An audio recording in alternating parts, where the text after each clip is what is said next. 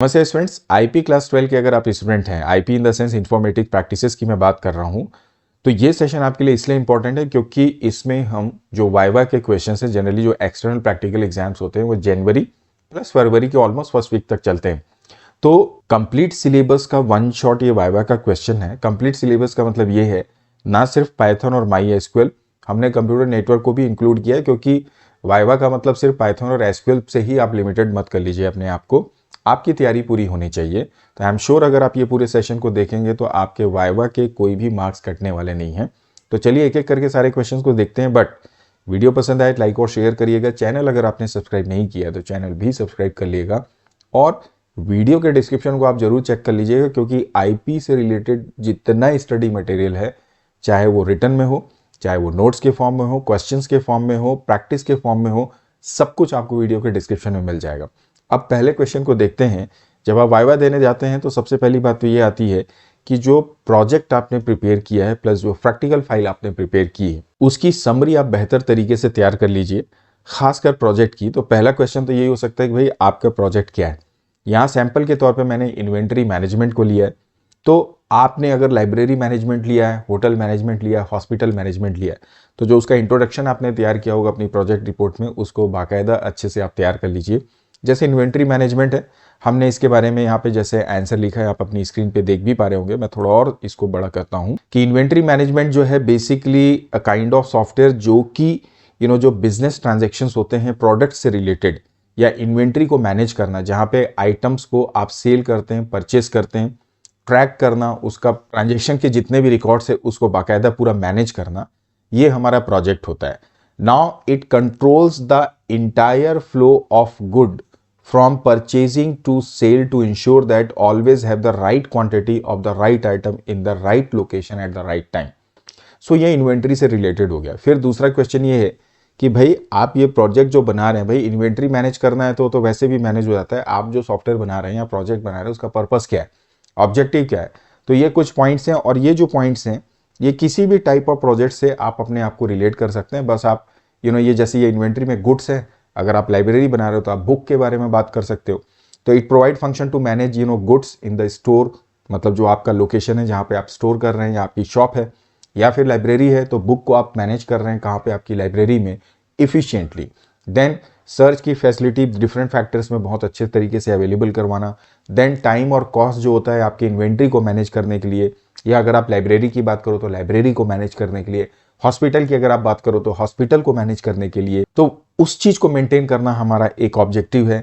Then paper work को कम से कम करवाना। देन हमारे जो प्रोजेक्ट है, जो हमारा पूरा प्रोसेस है इन्वेंट्री का या लाइब्रेरी का या हॉस्पिटल का, उसको सही तरीके से मैनेज करना, उसकी रिलायबिलिटी को बढ़ाना, एक्यूरेसी को मेंटेन करना, ये। और साथ ही साथ एक और इंपॉर्टेंट पॉइंट इसमें लिखा हुआ है डेटा कंसिस्टेंसी, कि जितने मेरे आइटम्स हैं उनको ही मैं सेल कर रहा हूँ, एक्स्ट्रा कोई आइटम मैं सेल नहीं कर सकता हूँ। जितनी मेरी शॉप या मेरी लाइब्रेरी में बुक्स हैं उतनों को ही मैं इशू कर रहा हूँ, रिटर्न कर रहा हूँ। हॉस्पिटल में जितने डॉक्टर्स हैं वही ट्रीटमेंट कर रहे हैं, कोई नया नाम ऐसा नहीं है। तो ये कंसिस्टेंसी को भी हमारे प्रोजेक्ट में हम मेंटेन करने का प्रयास कर रहे हैं। इस तरह से आप इसको एक्सप्लेन कर सकते हैं। देन अगला क्वेश्चन होगा कि आपने प्रोजेक्ट कैसे बनाया, ये बहुत इंपॉर्टेंट है। तो ऑब्वियसली ये आप जानते हैं, इसमें कोई खास बात नहीं है कि हमने पाइथन का इस्तेमाल किया प्लस माई एसक्यूएल का। अब पाइथन में आप ये कह सकते हैं कि पाइथन के फंडामेंटल्स हैं, प्लस पैंडास का भी हमने इस्तेमाल किया है, प्लस मैटप्लॉटलिब का भी इस्तेमाल किया है, क्योंकि मैटप्लॉटलिब के द्वारा हम अपने पर्टिकुलर ट्रांजेक्शन का विजुअलाइजेशन भी कर रहे हैं सो दैट हम एनालिसिस कर सके।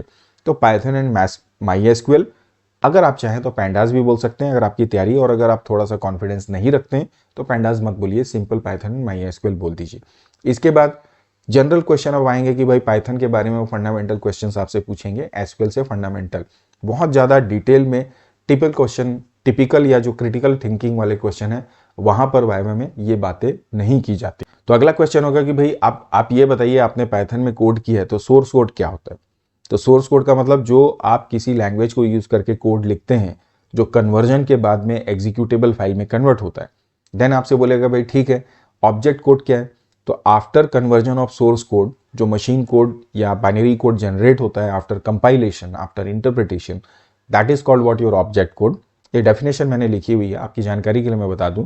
इस पूरे पर्टिकुलर फाइल को या जो ये क्वेश्चंस का सेट है या जो पीडीएफ है, आप इसको डाउनलोड भी कर सकते हैं। वीडियो के डिस्क्रिप्शन में इसका लिंक मैं आपके साथ शेयर कर दूंगा। आगे बढ़ते हैं।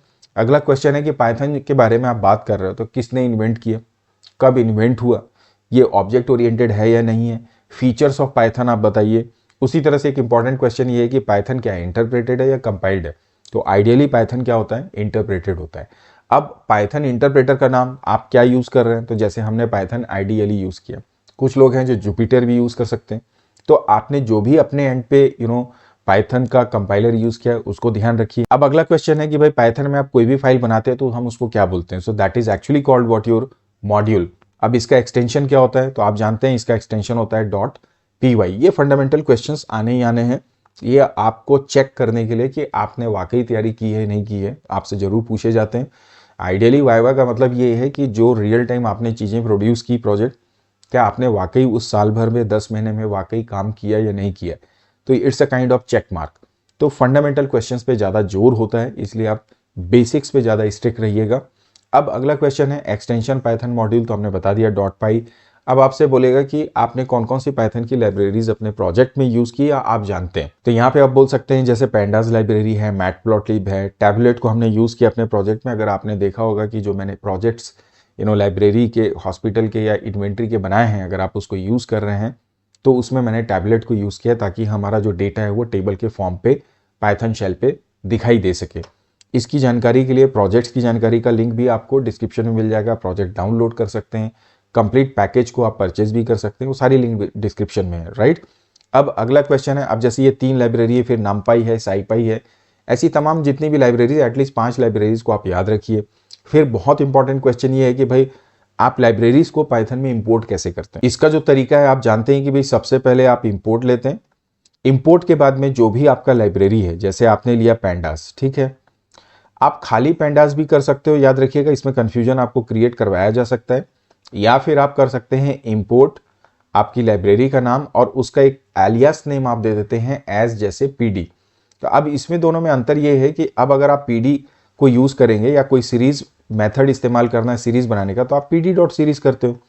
यहां पर आपको क्या लिखना पड़ेगा, हर बार पैंडास डॉट सीरीज ही लिखना पड़ेगा, इस बात को आप ध्यान रखिए। तो आप बिना नाम के भी इंपोर्ट कर सकते हो या एक आलियास नाम दे के भी आप अपनी लाइब्रेरी को इंपोर्ट कर सकते हैं। अगला क्वेश्चन है कि भाई ये भी कॉमन क्वेश्चन है कि कंपाइलर इंटरप्रेटर में डिफरेंस क्या है। आप जानते भी होंगे, नहीं भी जानते हैं, ये पॉइंट्स को आप ध्यान रखिए। कंपाइलर सारे सोर्स कोड को एक ही बार में कंपाइल करता है, कन्वर्ट करता है। Interpreter line by line converter होता है। कंपाइलर जो रहता है वो इंटरप्रिटेशन में, कन्वर्जन में कम टाइम लेता है, इंटरप्रेटर में ज़्यादा टाइम लगता है। कंपाइलर जो रहता है उसका साइज बड़ा होता है, जबकि इंटरप्रेटर जो होता है उसका साइज जो होता है वो स्मॉल होता है। कंपाइलर में ये सिंटैक्स और सिमेंटिक दोनों एरर्स को चेक करता है और इंटरप्रेटर जो रहता है वो सिर्फ सिंटैक्स एरर को चेक करता है। नाउ एक इंपॉर्टेंट पॉइंट यहाँ पे आप ध्यान रखिए, हालांकि आप इसको इग्नोर भी कर सकते हैं, कि ये जो है सोर्स कोड को मशीन कोड में कन्वर्ट करता है, जो कि बिल्कुल सही है कंपाइलर में। इंटरप्रेटर क्या रहता है, वो बेसिकली अगर आप पाइथन की बात करें तो ये केवल स्कैन करके एरर प्रोड्यूस करने का काम करता है, ये सिर्फ एरर डिटेक्शन का काम करता है। बट आप इस पॉइंट को इग्नोर करके कन्वर्जन को ध्यान रखिए, लेकिन बाकी जो 3-4 पॉइंट्स मैंने आपको बताए ये एज ए डिफरेंस आप ध्यान रखिएगा। अगला है कि पाइथन प्रोग्राम बनाने के स्टेप्स बताइए। तो आप जानते हैं आइडियली आप स्टार्ट करते हो। अब यहाँ पे पाइथन आइडियली को ध्यान रखिए, आइडियली का फुल फॉर्म है इंटीग्रेटेड लर्निंग एनवायरनमेंट, या फुल फॉर्म आपसे पूछा जा सकता है। आप आइडियली स्टार्ट करते हो, न्यू में जाते हो, स्क्रिप्ट मोड में जाते हैं। अब कितने मोड होते हैं ये भी ध्यान रखिए कि एक इंटरैक्टिव मोड होता है, एक स्क्रिप्ट मोड होता है। हम जो कोडिंग करते हैं फ्यूचर यूज पे सेव करने के लिए, उसके लिए हम स्क्रिप्ट मोड का प्रयोग करते हैं। अदरवाइज अगर आपको लाइन बाय लाइन एक लाइन आपने लगाया और उसको डायरेक्ट आपको एग्जीक्यूट करके देखना है, तब आप इंटरमीडिएट कोड का इस्तेमाल करते हैं। तो पाइथन प्रोग्राम बनाना मतलब आइडियली स्टार्ट किया, फाइल में न्यू जाके स्क्रिप्ट मोड लिया, पूरा प्रोग्राम बनाया, देन उसको सेव करके रन मॉड्यूल किया, आपका प्रोग्राम चल जाता है। अगला क्वेश्चन होगा, क्या आपने CSV फाइल को अपने प्रोजेक्ट में इस्तेमाल किया। हालांकि CSV फाइल अगर आप IP के सिलेबस को देखो तो उसमें CSV का ज़्यादा इंपॉर्टेंस नहीं है, क्योंकि आप पाइथन पैंडास का ज़्यादा इंपॉर्टेंस देते हैं। बट अगर आपने अपने एंड पे यूज़ किया तो आप बोल सकते हैं। CSV के बारे में जानकारी रखिए कि ये कॉमा सेपरेटेड वैल्यूज़ के नाम से जानी जाती है, सिंपल टेक्स्ट फाइल होती है। नाउअडेज ये लाइट वेटेड है, तो डेटा मैनेज करने के लिए, डेटा इंपोर्ट एक्सपोर्ट करने के लिए CSV का प्रयोग बहुत ज़्यादा किया जाता है। पांडा से CSV में, CSV टू पांडा में, मतलब data frame to CSV, CSV to data frame का कन्वर्जन भी आप थोड़ा सा ध्यान रखिएगा। अगला क्वेश्चन है कि what is the difference between SQL and MySQL। ये थोड़ा सा क्वेश्चन जरूरी नहीं कि पूछा जाए, बस इतना ध्यान रखिए SQL एक सब लैंग्वेज है जो डेटा मैनेज करने के लिए हम इस्तेमाल करते हैं। MySQL एप्लीकेशन का नाम है जहां पर SQL का प्रयोग किया जाता है। तो MySQL में SQL का प्रयोग किया जाता है, ना कि SQL में MySQL का प्रयोग किया जाता है। इस बात को आप ध्यान रखेंगे। दूसरा, ये एक DBMS सॉफ्टवेयर है जैसे मैंने लिखा, हालांकि ये एक ही पॉइंट सफिशिएंट है, और दूसरा ये क्या होता है, ये कलेक्शन ऑफ कमांड्स होता है, राइट। अगला क्वेश्चन है कि what are the data structure we use in pandas. Pandas का फुल फॉर्म क्या है, पैनल डेटा सिस्टम। ध्यान रखिए दो डेटा स्ट्रक्चर आप यूज करते हैं, सीरीज और डेटा फ्रेम। आइडियली इसमें पैनल भी होता है, लेकिन आपके कोर्स के मुताबिक नहीं है, आप दो ही दीजिए, सीरीज और डेटा फ्रेम। फिर NaN आप यूज करते हैं जब आप पाइथन पैंडास पे वर्कआउट करते हैं। इसका फुल फॉर्म क्या है, तो it's not a number, unknown या मिसिंग वैल्यूज के लिए हम इसको इस्तेमाल करते हैं। अगला क्वेश्चन है कि क्या आपने डेटा फ्रेम को अपने पाइथन में यूज किया है, अपने पाइथन प्रोग्राम में, और ये क्या होता है, देन व्हाट इज। तो यस, हमने डेटा फ्रेम की प्रैक्टिस की, हमने प्रोग्राम बनाया है, पाइथन पैंडास लाइब्रेरी में होता है। 2D डेटा स्ट्रक्चर होता है जिसमें रोज एंड कॉलम के फॉर्म में आप डेटा को मैनेज कर सकते हैं, लार्ज एंड कॉम्प्लेक्स डेटा को मैनेज कर सकते हैं, और इसकी बेसिस पे डेटा विजुअलाइजेशन भी आप कर सकते हैं। फिर आपसे कहा जाएगा कि डेटा फ्रेम और सीरीज के बीच का डिफरेंशिएट करिए। तो डेटा फ्रेम 2D है, सीरीज 1D है। डेटा फ्रेम साइज और वैल्यू दोनों होता है म्यूटेबल, मतलब इसमें साइज भी चेंज करी जा सकती है, एक बार डिफाइन करने के बाद वैल्यू भी चेंज की जा सकती है। सीरीज जो होता है that is basically size immutable, मतलब उसका साइज आप चेंज नहीं कर सकते, लेकिन वैल्यू जो होती है वो आप अपडेट कर सकते हैं, राइट। अगर आपके सीरीज में 5 एलिमेंट है तो वो 5 ही एलिमेंट लेगा, छठवां आप उसमें ऐड नहीं कर सकते, लेकिन पांचों में से किसी भी एलिमेंट को आप अपडेट कर सकते हैं। तीसरा, डेटा फ्रेम में डिफरेंट टाइप्स ऑफ डेटा को एक साथ मैनेज कर सकते हैं, जबकि सीरीज में एक ही पर्टिकुलर टाइप ऑफ डेटा को मैनेज किया जाता है एट ए टाइम, राइट। फिर पैंडास का फुल फॉर्म मैंने आपको बता दिया। पाइथन पैंडा इंपॉर्टेंट क्यों है, तो पहली बात तो ये कि ये डेटा विजुअलाइजेशन को सपोर्ट करता है, लार्ज डेटा मैनेज करने के लिए हम इसको इस्तेमाल करते हैं। दूसरा, इसमें जितना ज़्यादा काम करना है उसके कंपैरिजन में कोडिंग बहुत कम होती है। चौथा, डेटा को डिफरेंट फॉर्मेट्स में रीड किया जा सकता है, और मिसिंग एंड डुप्लीकेट डेटा को काफ़ी ईजिली और इफिशिएंटली हम क्या कर सकते हैं, मैनेज कर सकते हैं। फिर सीरीज बनाना आपको आना चाहिए, तो याद रखिए इसके लिए जो मेथड है दैट इज pd.series। इसके अंदर आप लिस्ट पास कर सकते हैं, इंडेक्स भी पास कर सकते हैं। अगर आप इंडेक्स पास नहीं करेंगे तो जो लिस्ट में वैल्यूज डाली हैं ऑटोमेटिकली उसकी इंडेक्सिंग हो जाती है। आप सीरीज को सीरीज से ही बना सकते हैं, लिस्ट से बना सकते हैं, डिक्शनरी का प्रयोग करके बना सकते हैं, टपल से भी बना सकते हैं, स्ट्रिंग से भी बना सकते हैं, राइट। अब डेटा फ्रेम कैसे बनाना है, तो उसका आप याद रखिएगा, कोड PA डेटा फ्रेम, जिसमें D और F दोनों कैपिटल्स में होते हैं, और डेटा फ्रेम भी लिस्ट, सीरीज, डिक्शनरी, नंपाई, अरे सबके द्वारा बनाया जा सकता है, right. Now the next question है कि क्या हम अपनी सीरीज में अपना इंडेक्सिंग कर सकते हैं, बिल्कुल कर सकते हैं। आप इस कोड को देखिए, यहाँ पर ये लिस्ट है, लिस्ट को हमने पास किया सीरीज मेथड में, उसके बाद इंडेक्स हमने पास कर दिए, लेकिन यहाँ पर इंडेक्स इक्वल टू लिखा है। देखिए, अगर आप पहले डेटा को लेते हैं, एक बात ध्यान रखिए, आपने सीरीज मेथड लिया, अगर आप पहले लिस्ट ले रहे हैं तो आप इंडेक्स को बिना इंडेक्स इक्वल टू किए भी लिख सकते हैं। इंडेक्स इक्वल टू तब मेंशन करने की जरूरत थी जैसे पहला आर्ग्यूमेंट आपने इंडेक्स का लिया और दूसरा लिस्ट का लिया, तब डेटा इक्वल टू और इंडेक्स इक्वल टू आप जरूर मेंशन करिए, सो दैट कोई कंफ्यूजन नहीं होता है। अगला क्वेश्चन है इंडेक्सिंग क्या है, तो indexing is a way to access elements of given data structure. अगर सीरीज है तो सीरीज के पर्टिकुलर एलिमेंट को एक्सेस करना है तो उसके इंडेक्स के वैल्यू की बेसिस पे या इंडेक्स नंबर के थ्रू हम उस एलिमेंट को एक्सेस कर सकते हैं। तो इंडिविजुअल एलिमेंट्स को एक्सेस करने के लिए इंडेक्स का प्रयोग किया जाता है। देन क्या आप अपना खुद का इंडेक्स सीरीज या डेटा फ्रेम के लिए दे सकते हैं, मतलब अपना खुद का लेबल बिल्कुल दे सकते हैं। देन स्लाइसिंग क्या है, इसको ध्यान रखिए कि आप स्लाइसिंग के बारे में कुछ जानते हैं। स्लाइसिंग का मतलब क्या है, जो भी डेटा स्ट्रक्चर है उसका सब पार्ट को बना के सेम डेटा स्ट्रक्चर को प्रोड्यूस करना। अब मान लीजिए कोई एक सीरीज है, आपने डाला 4 3 2 1, अब ये लिस्ट के फॉर्म में आपको दिखाई दे रही है, एक्चुअली ये इस तरह से आप लिखते हैं 4 3 2 1, ये इसका इंडेक्स नंबर है।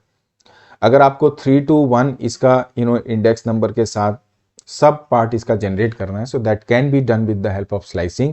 स्लाइसिंग जो होती है पोजीशन के मुताबिक होती है, ना कि इंडेक्स वैल्यू के मुताबिक, मतलब जहां पे जो पोजीशन है उसकी बेसिस पे ये वैल्यू को इंडेक्स करता है। मान लो इसका इंडेक्स नंबर होता है 1 2 3 4 और आप करते हैं 1:3, तो ये यहाँ से 0 1 यहाँ से लेकर 3 को वैल्यू को एक्सेस करता है, that's why it is position index, और ये इसका सिंटैक्स होता है। अब इंडेक्स स्लाइसिंग से रिलेटेड ऑलरेडी बहुत सारे डिटेल में हमने डिस्कशन पहले किए हुए, बहुत ज़्यादा मैं डिटेल पे नहीं जा रहा हूँ, हम जस्ट मेरा अटेंशन ये है कि ये टाइप्स ऑफ क्वेश्चन को आप ध्यान रखें। आंसर्स आपके पास नहीं है, ये PDF को आप डाउनलोड कर लीजिए, और इसके आंसर्स को आप देख लीजिएगा। अगला क्वेश्चन है कि भाई ये एक सीरीज दी है तो s-2 करोगे तो क्या आउटपुट आएगा। तो आप जानते हैं नेगेटिव इंडेक्स मतलब -1 से स्टार्ट होगा तो 5 को रिटर्न करेगा। S3 का मतलब 0 1 2 3 1 को रिटर्न करेगा। 1:4 का मतलब 0 1 मतलब 7 से स्टार्ट करेगा। 4 मतलब टिल 4 तो 1 2 3 4 ये 4th आ रहा है मतलब उसके पहले का एलिमेंट मतलब 7 1 2 को रिटर्न करेगा। स्लाइसिंग में एंड पार्ट जो होता है या जो एंड वैल्यू होती है या एंड इंडेक्स जो आप देते हैं वो एक्सक्लूडेड होता है। इसके बाद में अगला क्वेश्चन है कि एक सीरीज है आपकी तो 2 4 6 अगर आपको चाहिए तो कैसे निकालेंगे। तो this is my 2 this is 4 this is 6 0 1 तो 1:2 3 4 तो 1:4 कर दो, ये आंसर आ गया आपका। नेक्स्ट इसी तरह से है कि अगर सीरीज एलिमेंट को रिवर्स करना है तो आप कैसे करोगे। तो आप अगर s:(-1) कर दो तो सीरीज के एलिमेंट क्या हो जाते हैं, रिवर्स हो जाते हैं। फिर एक सीरीज दी हुई है तो अगर आपको आउटपुट चाहिए 1:42 मतलब ये इंडेक्सिंग स्लाइसिंग अगर आप करते हैं 1:4:2 तो इसका आउटपुट क्या आएगा। तो यू कैन सी 1 से स्टार्ट कर रहा है मतलब यहाँ से 4 मतलब 2 3 4 मतलब 12 तक जा रहा है मतलब 6 और 10 के बीच के वैल्यू को दिखाएगा। फिर उसके बाद 2 मतलब 6 को दिखाया, उसके बाद नेक्स्ट जंप करके ऑल्टरनेट दिखाएगा 10 को, तो आंसर क्या आ गया 6 10 आ गया। इसी तरह से ये सीरीज से रिलेटेड कुछ ऐसे क्वेश्चंस आपसे पूछे जा सकते हैं।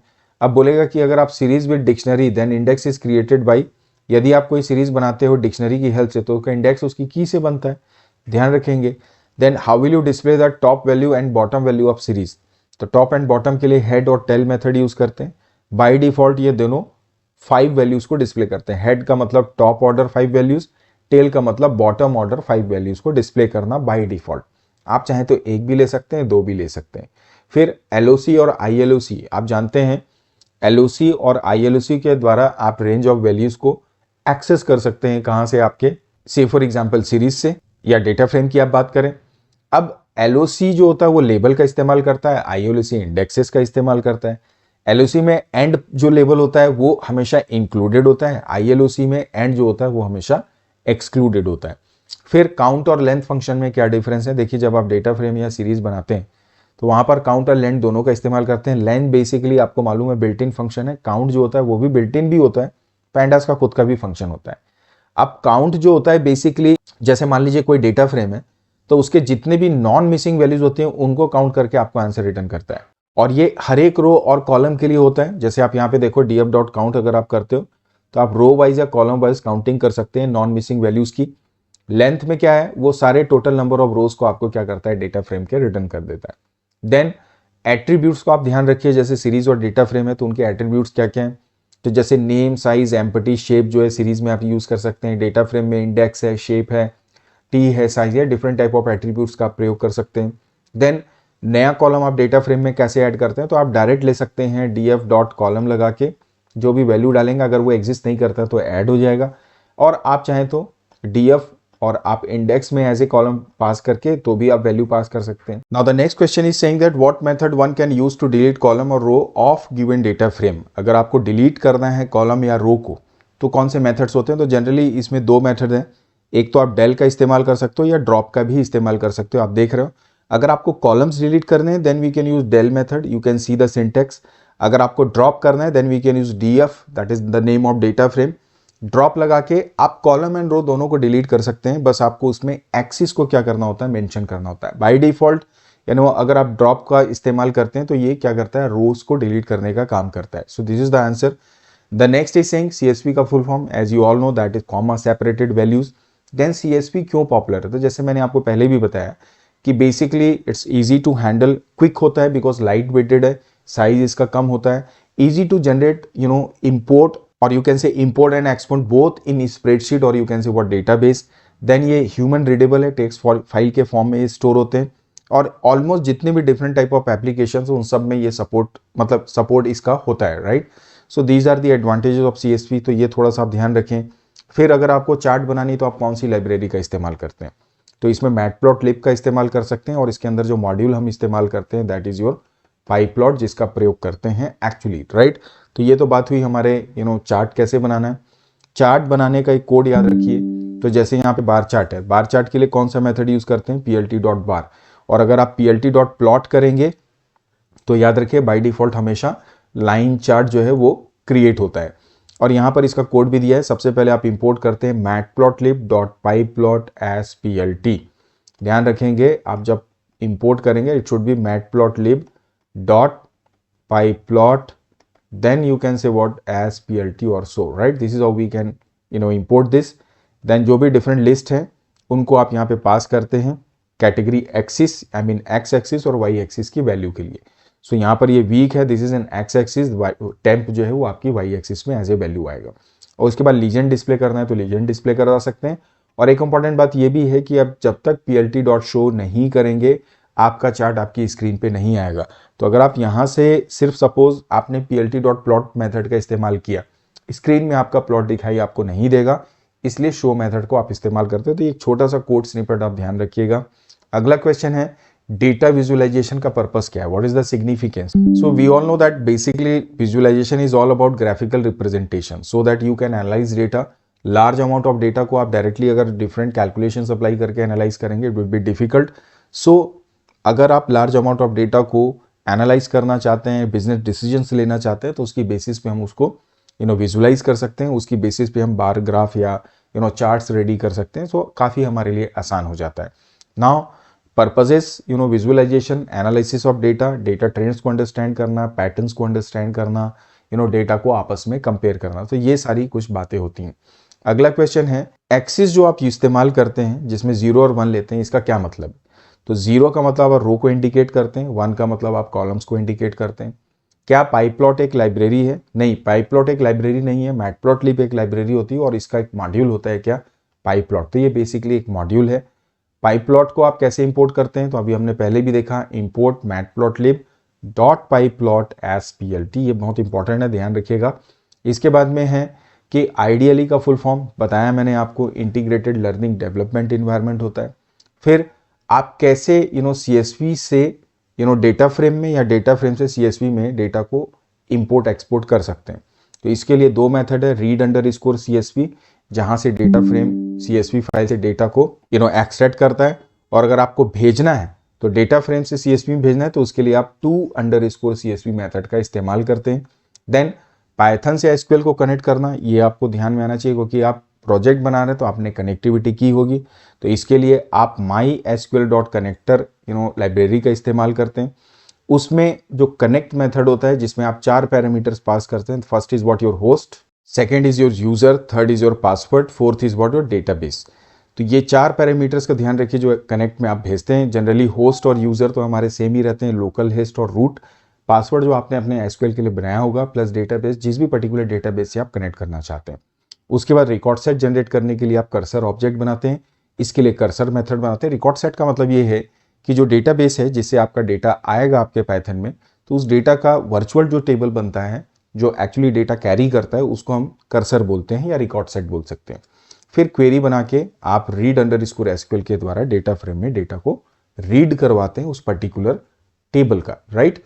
तो ये कनेक्शन का मेथड हो गया। फिर कौन सी लाइब्रेरी यूज कर रहे हैं, तो ध्यान रखिए MySQL कनेक्टर जो पाइथन की लाइब्रेरी होती है इसका हम प्रयोग करते हैं। अगला क्वेश्चन है, ये तो पूरे क्वेश्चंस हमारे हो गए पाइथन के, ये पार्ट 1। अब सेकंड पार्ट में आ जाते हैं जिसमें हम SQL के क्वेश्चंस देखते हैं। और मेरा जो जनरल एक्सपीरियंस है पाइथन के कंपैरिजन में SQL पे ज़्यादा आपको फोकस डालेगा, क्योंकि SQL जो होता है वो वाइवा लेने वाले के लिए भी और वाइवा देने वाले के लिए भी क्या हो जाता है, काफ़ी आसान हो जाता है, right, as compare to Python. तो MySQL को तो आप बेहतर तरीके से कर लीजिएगा क्योंकि ये आपके लिए काफ़ी आसान पड़ता है। जैसे मैंने आपको बोला, वीडियो का डिस्क्रिप्शन चेक करिए, वहाँ पे आपको सारी जानकारी मिल जाएगी। अब पहला क्वेश्चन है, प्राइमरी की और फॉरेन की के बीच में क्या डिफरेंस है। तो ये यूनिवर्सल क्वेश्चन है, किसी भी लेवल में आप जाइए SQL पढ़ रहे मतलब ये क्वेश्चन है। प्राइमरी की मतलब यूनिक, फॉरेन की मतलब डुप्लीकेट डेटा। प्राइमरी की एक टेबल में एक, फॉरेन की एक टेबल में एक से ज़्यादा। प्राइमरी की नल वैल्यू ले सकता है, नहीं ले सकता। प्राइमरी की नल वैल्यू नहीं ले सकता, फॉरेन की नल वैल्यू एक्सेप्ट कर सकता है। These are the differences. Then single row function और मल्टीपल रो फंक्शन में जरूर आपसे बात होगी। सिंगल रो का मतलब क्या है, जितनी रोज हैं उन सब का इंडिविजुअल आउटपुट देना। मल्टीपल रो का मतलब एग्रीगेट आंसर देना, मतलब जितनी भी रोज हैं उनको एग्रीगेट करना, कैलकुलेट करना, इंटीग्रेट करना और उसकी बेसिस पे एक सिंगल आंसर प्रोवाइड करना। सिंगल रो फंक्शन को आप सेलेक्ट के साथ में, वेयर के साथ में इस्तेमाल कर सकते हैं, जबकि ग्रुप बाय के साथ में हम जनरली आपका एग्रीगेट फंक्शन को इस्तेमाल करते हैं या हैविंग क्लॉज में इसका इस्तेमाल करते हैं। आपके स्ट्रिंग, न्यूमेरिक, डेट टाइम जितने भी फंक्शन है वो सिंगल रो फंक्शन कहलाते हैं, जबकि एग्रीगेट फंक्शन जिसमें 5 होते हैं, सम, एवरेज, मिन, मैक्स और काउंट, आप काउंट स्टार भी ले सकते हैं बट वो काउंट का ही पार्ट हुआ, इसलिए 5 ये फंक्शंस को एग्रीगेट फंक्शन या मल्टीपल रो फंक्शन के नाम से जानते हैं। तो aggregate function, multiple row function एक ही बात होती है, ध्यान रखिए। अब डिफरेंट फंक्शंस हैं, उनके आउटपुट्स आपसे पूछे जाएंगे। फिर आप करेंट डेट को आप डिस्प्ले करना है तो क्या यूज कर सकते हैं, आप कर डेट ले सकते हैं। आप नाउ फंक्शन के द्वारा भी करेंट डेट डिस्प्ले कर सकते हैं, बट नाउ में क्या होता है, डेट और टाइम दोनों डिस्प्ले होती है। फिर एसक्यूएल का फुल फॉर्म आप ध्यान रखिए, structured query language. My SQL क्या है, आरडीबीएमएस है कि डीबीएमएस है। तो नाउअडेज जितने भी एसक्यूएल के पैकेजेस हैं या जितने भी डेटाबेस मैनेजमेंट के एप्लीकेशन है, ऑल आर आरडीबीएमएस। और आरडीबीएमएस में आर का मतलब है रिलेशनल, ध्यान रखिए, और रिलेशनल का मतलब टेबल को वो रेफरेंस में लेके बात कर रहा है, राइट। अगला क्वेश्चन है ग्रुप बाई। ग्रुप बाई का मतलब समरी जनरेट करना, जितने भी अवेलेबल रिकॉर्ड्स होते हैं अकॉर्डिंग टू ग्रुप्स उनका समरी बनाते हैं, एग्रीगेट रिजल्ट हम प्रोड्यूस करते हैं। सेलेक्ट, ब्रांड की बेसिस पे ग्रुपिंग करना है। एग्रीगेशन करना है क्वांटिटी का, तो ब्रांड कॉमा सम क्वांटिटी दिया, आइटम टेबल से ग्रुप बाई ब्रांड कर दिया, आपका आंसर आपको मिल जाएगा। तो ग्रुप बाई क्लॉज बहुत एक इंपॉर्टेंट पार्ट होता है जब आप वाइवा की बात करते हैं और एग्जाम की भी बात करते हैं। फिर एसक्यूएल कमांड में आप अपने नाम को कैपिटल लेटर्स में डिस्प्ले करना चाहते हैं तो कैपिटल लेटर्स के लिए अपर केस का इस्तेमाल करते हैं, यू केस ले सकते हैं, अपर भी ले सकते हैं। फिर डिस्प्ले करना है फर्स्ट 4 लेटर्स को, तो उसके लिए लेफ्ट मेथड का आप इस्तेमाल कर सकते हैं। इसी तरह से वेयर और हैविंग क्लॉज में क्या डिफरेंस है, क्या इनको आपस में एक दूसरे की जगह इस्तेमाल आप कर सकते हैं, तो इसका आंसर है बिल्कुल नहीं कर सकते। वेयर और हैविंग में अगर डिफरेंस की बात की जाए तो वेयर जो होता है वो सेलेक्ट, अपडेट, डिलीट सबके साथ इस्तेमाल होता है, जबकि हैविंग जो होता है वो सिर्फ सेलेक्ट, मतलब स्पेशली ग्रुप बाई के साथ आप यूज करते हैं। पर्पस होता है ग्रुप बाई के बगैर आप इसको यूज नहीं कर सकते, और यहाँ पे हमने डिफरेंशिएट करने के लिए बोला कि ग्रुप बाई के बगैर भी यूज कर सकते हैं, क्या, वेयर क्लॉज को। फिर एग्रीगेट फंक्शंस आप वेयर में नहीं ले सकते, जबकि हैविंग में एग्रीगेट फंक्शंस का आप प्रयोग कर सकते हैं। इसे प्री फिल्टर बोलते हैं, इसे पोस्ट फिल्टर बोलते हैं। प्री फिल्टर का मतलब जैसे सेलेक्ट भी है, वेयर भी है, ग्रुप बाई भी है, हैविंग भी है, तो ग्रुपिंग से पहले ये फिल्टर करके देता है, वेयर क्लॉज डेटा को फिल्टर करता है, देन ग्रुपिंग होती है, तो ये प्री फिल्टर हो गया। और ग्रुपिंग के बाद फर्दर उसको फिल्टर करना है तब हैविंग क्लॉज का प्रयोग किया जाता है। So this is how you can get the differences. फिर अगला क्वेश्चन है काउंट और काउंट स्टार में क्या डिफरेंस है। काउंट जो होता है वो नल वैल्यूज को इग्नोर करता है, किसी एक पर्टिकुलर फील्ड की काउंटिंग करता है। Count star total number of रोज को रिटर्न करता है, चाहे उसमें नल हो या ना हो, ये डिफरेंस है। फिर क्वेश्चन आपसे हो सकता है कि क्या सम एक एग्रीगेट फंक्शन है। बिल्कुल एग्रीगेट फंक्शन होता है, सॉरी सम जो एग्रीगेट फंक्शन है वो स्ट्रिंग डेटा को एग्रीगेट कर सकता है क्या, तो बिल्कुल नहीं, ये सिर्फ न्यूमेरिकल वैल्यूज को ही क्या करता है, सम करता है, कैलकुलेट कर सकता है। फिर 5 सिंगल रो फंक्शंस, एनी 5, तो कोई भी टेक्स्ट फंक्शन या न्यूमेरिक फंक्शन या डेट फंक्शन आप जो जानते हैं उसको लिस्ट आउट कर दीजिए। अब जैसे मैंने राउंड, मंथ नेम, INSTR, अपर ईयर को लिया है इन स्ट्रिंग, ये बहुत इंपॉर्टेंट मेथड है, इससे रिलेटेड क्वेश्चन भी हो सकता है, आगे चल के देखते हैं। अब अगला क्वेश्चन है कि आपको एक टेबल आइटम दिया है, उसमें display all item which have no brand, जिसका कोई ब्रांड नहीं, उसके लिए आपको क्वेरी लिखनी है। तो आप कैसे लिखते हैं, select star from item where brand is null. ध्यान रखिए यहाँ पे इज ऑपरेटर है और नल के साथ उसका कंपैरिजन इस तरह से करते हैं, इज नल, नॉट नल करना है तो इज नॉट नल, राइट। फिर how to display all unique brands from item, तो यूनिक ब्रांड्स के लिए हम डिस्टिंक्ट कीवर्ड का यूज करते हैं। नाउ द नेक्स्ट क्वेश्चन ये हो सकता है कि ज्वाइन क्या होता है, डिफरेंट टाइप्स ऑफ ज्वाइन को लिस्ट करें। तो ज्वाइन का मतलब होता है मल्टीपल टेबल्स को कंबाइन करके सिंगल क्वेरी बनाना, उनसे सिंगल टेबल जनरेट करना या एक सिंगल रो को जनरेट करना, डिफरेंट टाइप ऑफ टेबल से डेटा को एक साथ प्रेजेंट करना, that is joining. Different types of joinings है, जैसे इक्वी ज्वाइन है, नेचुरल है, इनर ज्वाइन है। बेसिकली ये 3 आप ध्यान रखिए, और बताना है तो आप आउटर और सेल्फ ज्वाइन को भी चर्चा कर सकते हैं, बट ये 3 as per your syllabus I think are sufficient, equi, natural and inner. अगला है SQL command to display record in descending order, इसके लिए आप ऑर्डर बाई का क्लॉज इस्तेमाल करते हैं। अगर डिसेंडिंग करना है तो we use this keyword DESC, ध्यान रखेंगे। How can we display tip from given string, take tip now, तो यहाँ पर ये सब स्ट्रिंग फंक्शन का इस्तेमाल कर रहा है, किसी गिवन स्ट्रिंग से पर्टिकुलर उसका सब पार्ट एक्सट्रैक्ट करने के लिए सब स्ट्रिंग मेथड का इस्तेमाल करते हैं। और जो स्ट्रिंग जिसका निकालना है वैल्यू या सब स्ट्रिंग वो आप पास करो, कॉमा लगा के कहाँ से स्टार्ट करना है कैरेक्टर और कितने एंड तक, मतलब किस पोजीशन तक के कैरेक्टर्स को आपको एक्सट्रैक्ट करना है, वो हम यहाँ पे बताते हैं। So this is how we can get the answer. अगला क्वेश्चन है कि अब ये जो क्वेरी आपने लिखी है राजू ने या जिसने भी, तो ये सही सीक्वेंस नहीं है, तो आपको करेक्ट करना है। तो देखिए सही ऑर्डर ध्यान रखिए, सेलेक्ट है, फ्रॉम भी बिल्कुल सही है। अब हैविंग को पहले लेके ग्रुप बाई बाद में और वेयर बाद में, तो पहले क्या आएगा हमेशा ध्यान रखिए, where pre filter, then your group by. अब ग्रुप बाई के बाद आप क्या लेते हैं, हैविंग लेते हैं। तो ये सीक्वेंस को लेके आपको वर्क करना है। Then next question could be 5 different multiple rows functions. तो एग्रीगेट फंक्शंस हमने पहले भी देखा, यहाँ पे आप देख सकते हो, इसको आपको बताना है। Then are aggregate functions and multiple row functions are same? Yes of course they are same. तो अभी इसके पहले ये जितने भी फंक्शंस हमने देखे, तो ये सब एग्रीगेट फंक्शंस हैं या मल्टीपल रो फंक्शंस भी कहलाते हैं। फिर डेटा कंसिस्टेंसी का मतलब क्या है? Data consistency refer to maintaining single copy of data across the database in different table that is accessed or updated by user। आपने सपोज दैट एक आइटम टेबल बनाया, इसमें आपके 3 रिकॉर्ड्स हैं, तो ये 1 2 3 ही सेल में आप यूज करोगे, इसको ही आप परचेज में भी यूज करोगे। ऐसा नहीं कि सेल में 4 नंबर का रिकॉर्ड आप ले लिए, बिल्कुल नहीं। तो यही डेटा जो है सेल में जाएगा, परचेज में जाएगा और किसी ट्रांजेक्शन में जाएगा, तो हर जगह एक ही कॉपी जो है वो इस्तेमाल की जा रही है। So this is called data consistency, right, जो कि डीबीएमएस के पहले नहीं हुआ करती थी।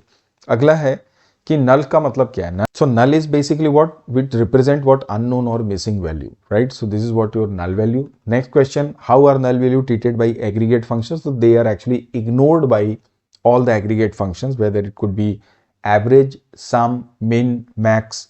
लेकिन काउंट स्टार मतलब काउंट भी इग्नोर करता है। काउंट स्टार जो होता है वो नल को इग्नोर नहीं करता है। वैसे भी काउंट स्टार इसलिए क्योंकि वो रोज काउंट करता है, ना कि इंडिविजुअल फील्ड्स की वैल्यूज को।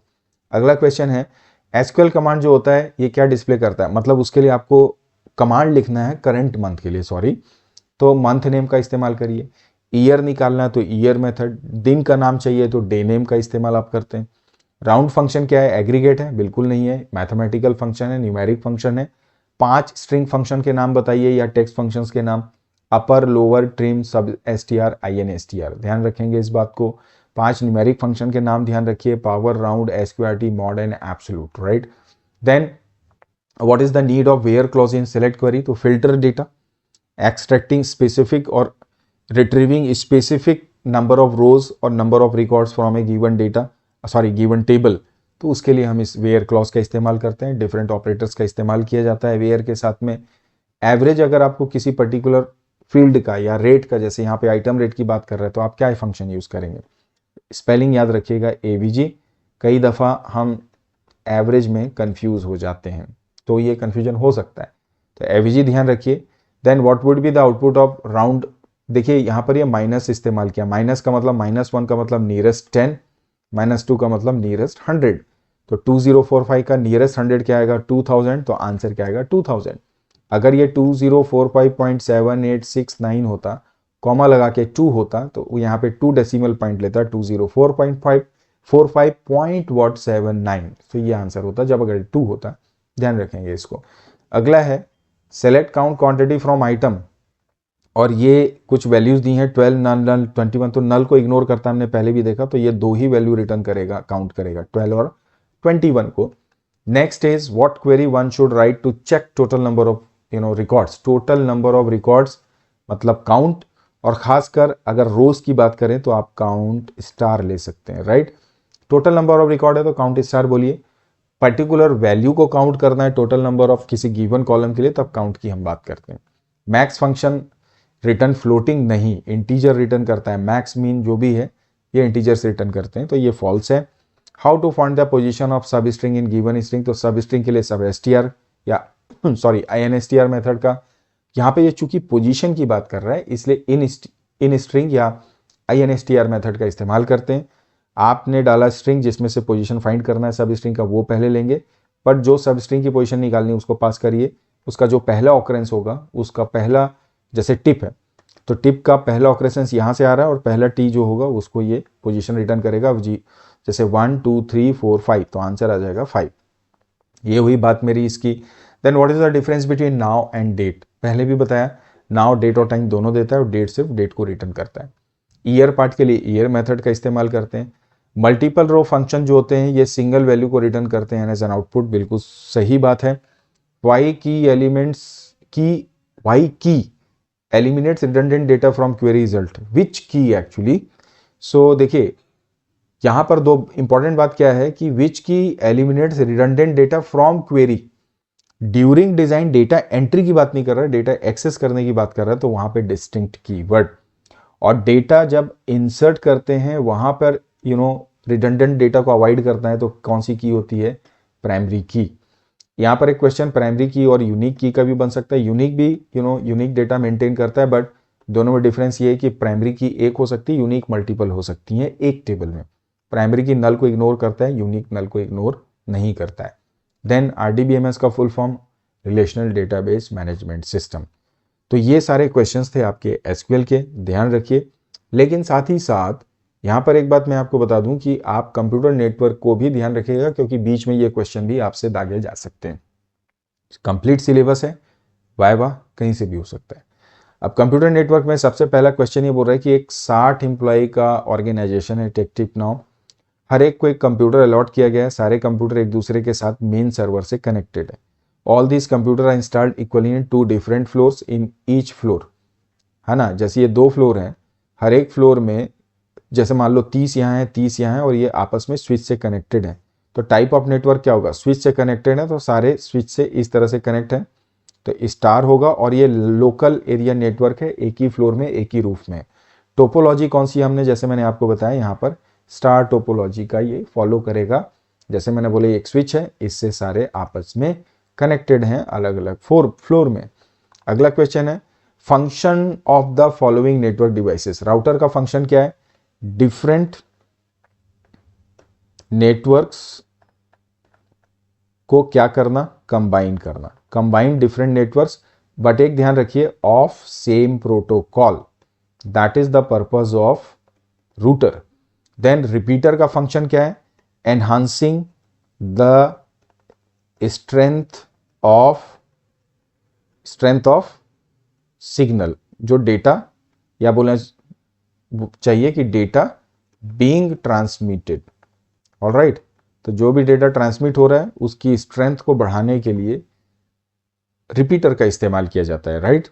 और जनरली मिनिमम 90 टू 100 मीटर के गैप में इसका इस्तेमाल किया जाता है, उसके पहले स्ट्रेंथ डाउन नहीं होती है। फिर explain 2 measures that a school should take to ensure security of data. ऐसे नेटवर्क के क्वेश्चन हो सकते हैं। तो पहले तो आप बोलिए अगर स्कूल में तो आप फायरवॉल का इस्तेमाल करिए, एंटीवायरस का इस्तेमाल करिए, ठीक है ना। और हर एक का लॉगिन आईडी और पासवर्ड होना चाहिए, ऐसा भी आप कह सकते हैं। मतलब आईडी पासवर्ड के बगैर कोई भी व्यक्ति अपने सिस्टम पे लॉगिन नहीं कर सकता। एंटीवायरस या फायरवॉल तो बहुत ही ज़्यादा इंपॉर्टेंट है। और हो सके तो अगर बड़ा नेटवर्क है तो गेटवे वगैरह का भी इंस्टॉलेशन कंपलसरी है। और जहाँ तक हो सके हमारे सिस्टम में ओरिजिनल एंड लाइसेंस्ड सॉफ्टवेयर का इस्तेमाल किया जाना चाहिए, राइट। तो ये कुछ बातें आप ऐड कर सकते हैं 2 पॉइंट्स की अगर आप बात करें। देन मॉडेम का पर्पस क्या है, मॉडेम क्या करता है, कन्वर्टर का काम करता है। कन्वर्टर किसका, आपका जो कंप्यूटर का सिग्नल है, ठीक है, उसको फोन सिग्नल में, अगर आप फोन सिग्नल नहीं बोलेंगे तो एयर में इंटरनेट का जो सिग्नल है, आप सामान्य भाषा में बोल सकते हैं, उसमें कन्वर्ट करने का काम करता है। कंप्यूटर सिग्नल आपने अपने कंप्यूटर में ब्राउजर में लिखा www.techtipnow.in। अब जैसे ही आप रिक्वेस्ट डालोगे मॉडेम उसको उठाएगा, एयर में ट्रांसमिट करेगा EM वेब्स में, जिसके थ्रू इंटरनेट आपके पास आ रहा है। उस चैनल में ISP को ये रिक्वेस्ट भेजेगा आपकी। तो ये जो एयर में डेटा ट्रांसमिट हो रहा है, ये जो कन्वर्जन हो रहा है डिजिटल सिग्नल में, ठीक है ना, या डिजिटल का एनालॉग सिग्नल में, या एनालॉग का डिजिटल में, आप बेहतर तरीके से बोल सकते। कंप्यूटर सिग्नल क्या होते हैं, डिजिटल होते हैं, और जब एयर में डेटा ट्रांसमिट होता है तो एनालॉग के फॉर्म में होता है। तो ये कन्वर्जन के लिए हम मॉडेम का इस्तेमाल करते हैं। वॉइस ओवर इंटरनेट प्रोटोकॉल क्या है, वाइप का पहले तो फुल फॉर्म ध्यान रखिए कि it is voice over internet protocol, ठीक है ना। इस प्रोटोकॉल के द्वारा ऑडियो एंड वीडियो के जो सिग्नल्स होते हैं ओवर द इंटरनेट आप क्या करते हैं, ट्रांसमिट या रिसीव करते हैं। जैसे व्हाट्सएप वो वाइप का इस्तेमाल करता है, जियो, जॉइन, तो ये सब वॉइस ओवर इंटरनेट प्रोटोकॉल के द्वारा चलते हैं। तो ये भी आप ध्यान रखिए। देन HTTP क्या है, this is hyper text transfer protocol. इस बात को आप ध्यान रखिए, मैं यहाँ पे लिख देता हूँ, please ignore my writing little bit. Hyper text transfer ये हो गया protocol. Now this is basically for communicating over www. It's a kind of internet application जिसके थ्रू आपकी वेबसाइट्स या और सामान्य शब्दों में कहा जाए HTML के जो डॉक्यूमेंट्स होते हैं उनको ओवर द इंटरनेट ट्रांसमिट करने के लिए इस प्रोटोकॉल का इस्तेमाल किया जाता है। इस बात को आप ध्यान रखेंगे। Then how do computer network reduces hardware cost of an organization. मतलब कंप्यूटर नेटवर्क अगर आप बनाते हैं तो उससे ऑर्गेनाइजेशन को कैसे फायदा होता है। भाई एक प्रिंटर है, इस एक प्रिंटर को 100 के 100 कंप्यूटर क्या कर रहे हैं, इस्तेमाल कर रहे हैं, तो 50-100 प्रिंटर के कॉस्ट बची। तो दिस इज हाउ रिसोर्स का जो वैल्यू है वो सेव हो जाता है। देन इसी तरह से आप एक सर्वर इस्टेब्लिश करिए, बाकी सब के पास डम टर्मिनल मॉनिटर्स बना दीजिए, तो सीपीयू की सेव कॉस्ट भी आप क्या कर सकते हो, सेव कर सकते हो। तो इस तरह से आप सामान्य शब्दों में बता सकते हैं कि कैसे इंफ्रास्ट्रक्चर की कॉस्ट को आप सेव कर रहे हैं, जिसको बोलते हैं रिसोर्स शेयरिंग, राइट। इंफॉर्मेशन तो 24/7 आप कर ही सकते हैं। प्लस अब जैसे डेटा स्टोर करना है, अगर आपके कंप्यूटर नेटवर्क में 10 कंप्यूटर हैं विद सीपीयू, सबकी कैपेसिटी 1 TB की है, तो 10 कंप्यूटर मतलब 10 TB आपकी कैपेसिटी हो गई। तो इसका मतलब ऑटोमेटिकली स्टोरेज कैपेसिटी भी इंक्रीज हो रही है अकॉर्डिंग टू सीपीयू।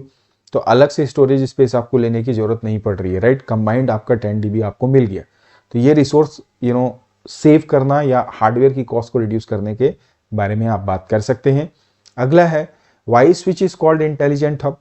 स्विच को इंटेलिजेंट हब क्यों बोलते हैं? देखिए, हब का क्या काम है, सेंटर में आपने हब डाला, इससे मान लीजिए ये कुछ कंप्यूटर्स ऐसे आपस में कनेक्टेड है। अब ये जो हब है, यहां से इसको डेटा मिला, तो ये हब बिना सोचे समझे बाकी सबको ये डेटा को क्या कर देगा, ट्रांसमिट कर देगा। तो ये हुआ हब। तो हब में कोई सोचने समझने की क्षमता नहीं है। अब ये स्विच है, स्विच में कहीं से डेटा आ रहा है, मान लीजिए मैं इसका थोड़ा कलर चेंज करता हूं, यहां से इसके पास डेटा आया। अब स्विच क्या करेगा, ये चेक करेगा, इसके पास इंटरनल सॉफ्टवेयर है मैक एड्रेस के द्वारा, कि इस डेटा को मेरे को इस पर्टिकुलर नोड पे ही सेंड करना है। तो इसका मतलब क्या हुआ, स्पेसिफिक नोड तक ही डेटा को पहुंचा रहा है।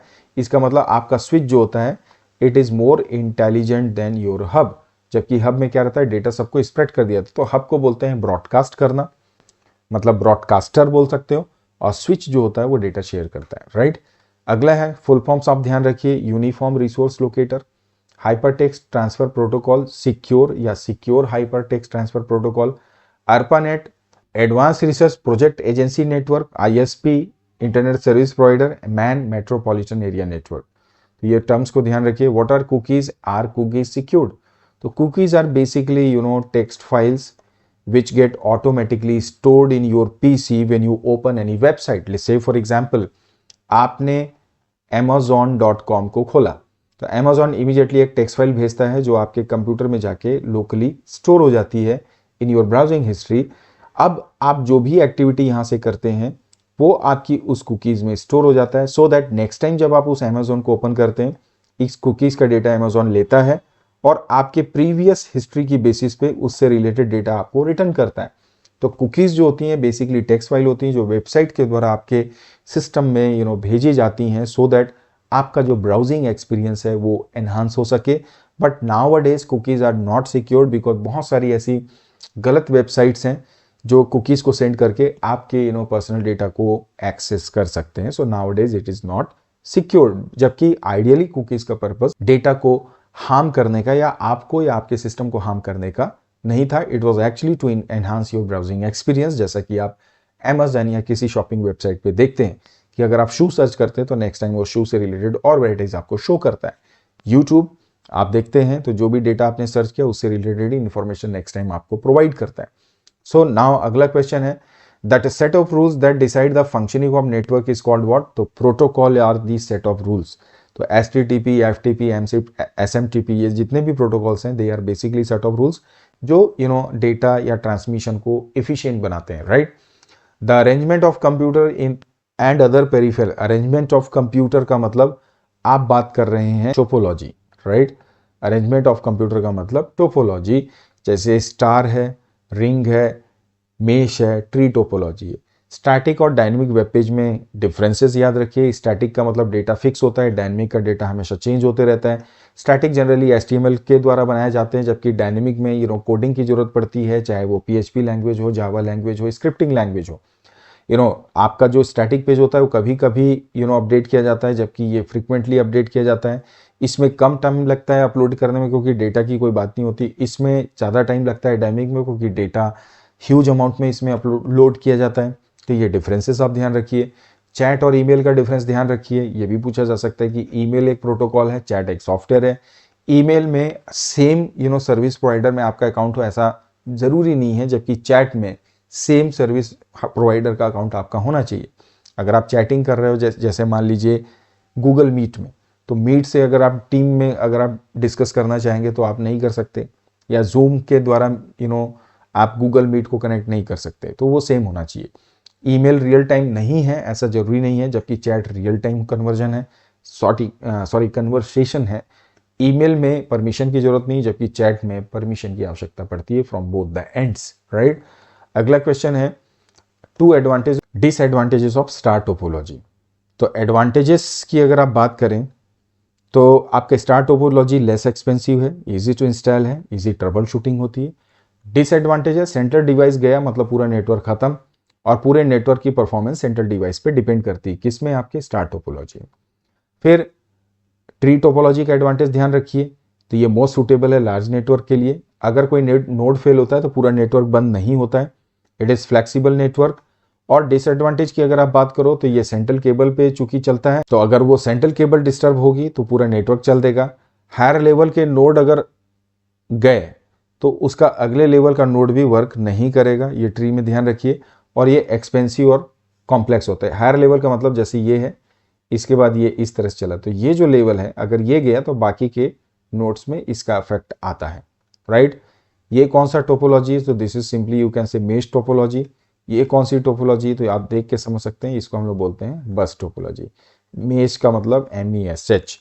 Then real time applications of instant messaging, तो बहुत सारे मैसेंजर्स हैं, Skype, Google top, Rediff, Yahoo messenger and all that. Then email service provider का नाम बताइए, रेडिफ, जीमेल, याहू, हॉटमेल, ये सब आपके आ गए। आउटलुक, ठीक है ना, outlook.com जैसे माइक्रोसॉफ्ट का हो गया।